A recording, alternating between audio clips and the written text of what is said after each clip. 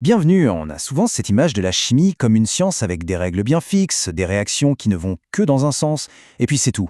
Mais et si on pouvait forcer la nature à faire machine arrière? C'est exactement ce qu'on va explorer aujourd'hui, ces réactions chimiques qu'il faut un peu bousculer pour qu'elles se produisent. Voilà la grande question qui va nous servir de guide. Dans la nature, il y a des choses qui semblent totalement irréversibles. Mais qu'est-ce qui se passerait si on pouvait, d'une manière ou d'une autre, remonter le courant? C'est ce défi qu'on va tenter de comprendre ensemble. Bon, avant de se mettre à forcer quoi que ce soit, regardons d'abord comment la chimie se comporte quand on la laisse tranquille. Prenons une réaction qui se passe toute seule, de manière complètement spontanée. Alors, imaginez la scène. C'est très simple. On prend un fil de cuivre et on le plonge dans une solution de dibrome, un liquide d'une couleur un peu jaune. C'est notre point de départ. Rien de compliqué. Et là, presque instantanément, quelque chose se passe. Le liquide qui était jaune devient d'un bleu intense et le fil de cuivre, lui, il disparaît petit à petit, comme s'il était grignoté par la solution. C'est une transformation qu'on peut voir à l'œil nu, un petit spectacle que la nature nous offre sans qu'on ait besoin de faire quoi que ce soit. Alors, qu'est-ce qui se passe au niveau microscopique? Eh bien, c'est comme une danse d'électrons.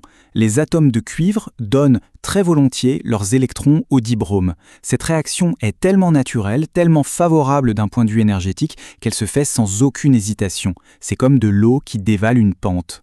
Bon, nous voilà avec notre solution bleue et notre cuivre dissous. La grande question maintenant, c'est est-ce qu'on peut inverser la tendance? Est-ce qu'on peut, en quelque sorte, faire rentrer le génie dans la bouteille et récupérer notre fil de cuivre? Et là, la nature nous donne une réponse très claire. Non, absolument pas. D'elle-même, cette solution bleue ne redeviendra jamais jaune et le fil de cuivre ne va pas réapparaître comme par magie.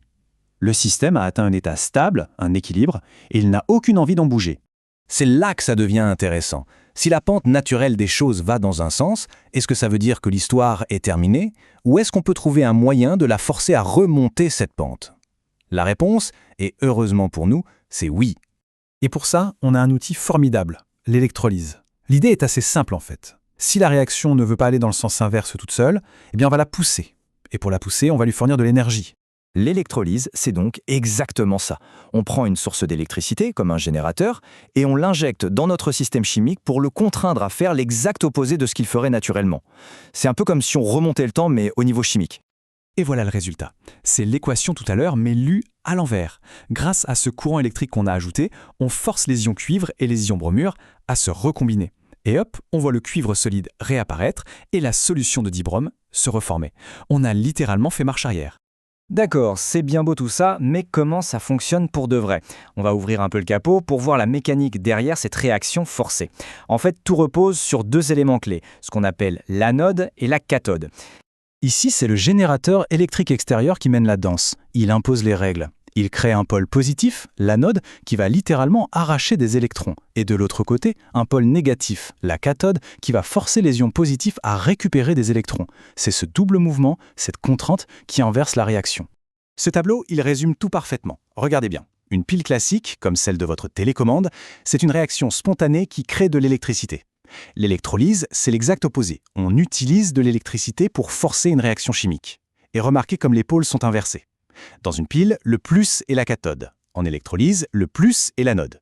Tout est à l'envers. Et c'est ça la clé. Allez, on quitte un peu le laboratoire pour voir à quel point tout ça est important dans le monde réel. Et pour ça, on va prendre un exemple que tout le monde connaît. L'eau salée. Une simple solution de chlorure de sodium.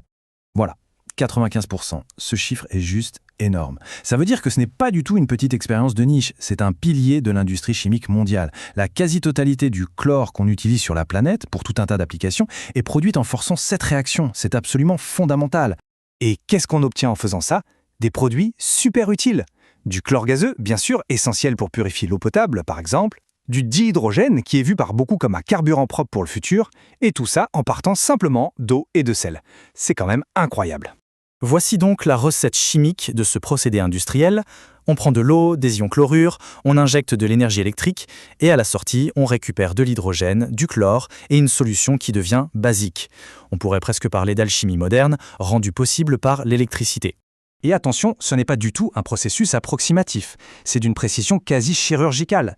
Les lois de la chimie nous permettent de calculer exactement ce qu'on va produire. Par exemple, avec un courant de 3 ampères pendant une demi-heure, on peut prédire qu'on obtiendra pile 0,67 litres de chlore. C'est une science totalement maîtrisée.